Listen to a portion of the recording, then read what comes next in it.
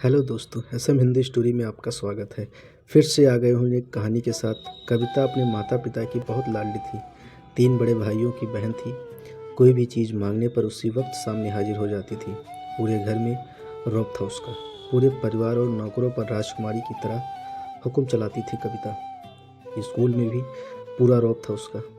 बड़े घर की लाडली थी जो थी वह। ऐसे ही उसने कॉलेज में दाखिला लिया। उसके ठाट बाट बड़ी गाड़ी में आना जाना, हर दिन नया फैशन देखकर हर कोई उससे दोस्ती करना चाहता था। थोड़े ही दिनों में उसके बहुत से दोस्त बन गए। पूरे कॉलेज में उसकी अपनी ही एक पहचान थी। इन दिनों उसके घर एक रिश्ता आया। खानदानी लोग थे और पापा की पुरानी जान पहचान थी उनके साथ। कविता के साथ कोई ज़बरदस्ती नहीं थी, पर कविता ने फिर भी हाँ कर दी, क्योंकि वह अपने परिवार से बहुत प्यार करती थी। वह जानती थी कि वह लोग उसका अच्छा ही सोचेंगे। लड़के का नाम राज था। राज काफ़ी पढ़ा लिखा और समझदार लड़का था। ससुराल वाले भी बहुत अच्छे थे। ससुराल में कविता की जगह वैसी ही थी जैसे कि मायके में।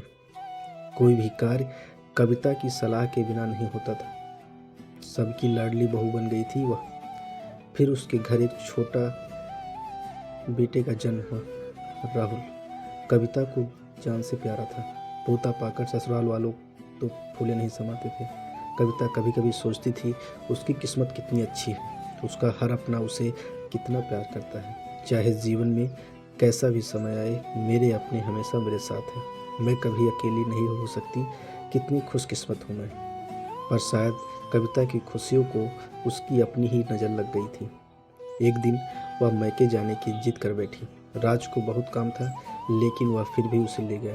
रास्ते में उनकी गाड़ी अन्य गाड़ी से टकरा गई।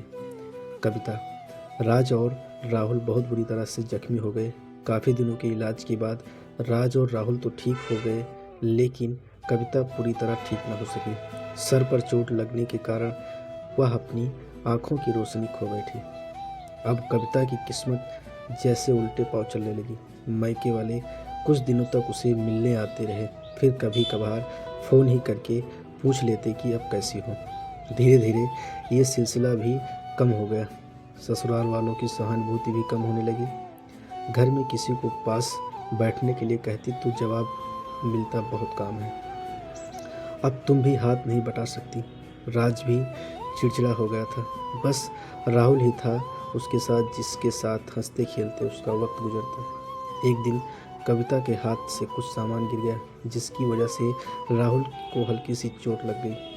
कविता के सास ससुर ने राहुल को उससे अलग कर दिया कि कहीं उसके न देखने की वजह से बच्चे को कोई नुकसान हो जाए। कविता अंदर से टूट चुकी थी। एक दिन उसने सबके सामने मैके जाने की इच्छा रखी तो राज उसे तुरंत मैके छोड़ाया, जैसे कि वह भी यही चाहता था। लेकिन राहुल को उसके साथ नहीं भेजा गया। कविता कभी राहुल से दूर नहीं रहती थी, पर अपनी कमी के कारण उसने ज़्यादा बहस नहीं की।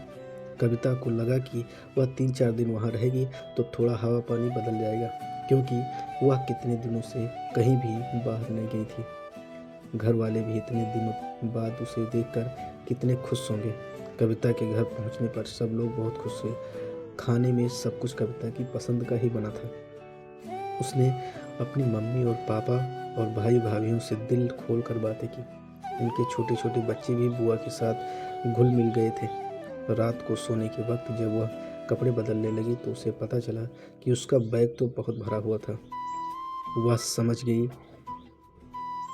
वह बहुत उदास हो गई। कुछ दिनों तक तो सब ठीक रहा, फिर जैसे बदलने लगा। उसका व्यवहार बदल रहा था। वह लोग जैसे थक चुके थे उससे। सब लोग घुमा फिरा कर पूछने लगे कि राज कब आ रहा है उसे ले जाने। वह बहाना बना देती, जबकि वह जानती थी कि उस घर में अब उसके लिए कोई जगह नहीं थी। कविता से चलते वक्त कुछ न कुछ नुकसान हो जाता। थोड़ी बहुत टोका टोकी उसे सुनाई देती, वह टाल देती। एक दिन उसके हाथ से लगकर एक कीमती फूलदान टूट गया। छोटी भाभी ने बहुत हंगामा मचाया। कविता के माता पिता रोज रोज के झमेले से तंग आ गए थे। उन्होंने राज को खुद से फ़ोन कर दिया। राज कविता को अपने घर ले गया। कविता को अपने परिवार वालों से ये उम्मीद न थी, जिस कविता के कहे बिना घर में एक पत्ता भी नहीं हिलता था। उस घर के लिए वह बोझ बन गई चुकी थी। राज के साथ ससुराल आते वक्त वह बहुत खुश थी, क्योंकि वह अपने घर जा रही थी। उसने जिगर के टुकड़े राहुल के पास, परंतु यह खुशी भी कुछ पल की ही थी। सारा बंदोबस्त पहले से ही किया हुआ था। कविता को सीधे ऊपर वाले कमरे में पहुंचा दिया गया। राहुल से दूर रहने की सख्त चेतावनी दी गई। एक काम वाली लता को उसकी जिम्मेदारी सौंपी गई, जो उसके खाने पहनने जैसी ज़रूरतों का ध्यान रखती थी। कविता ज़्यादातर चुप ही रहती। कभी कभी काम वाली लता से थोड़ा बतिया लेती। उसके जरिए राहुल का पता चल जाता। सबकी लाडली बेटी और बहू सबके लिए लाडली से बोझ बन चुकी थी।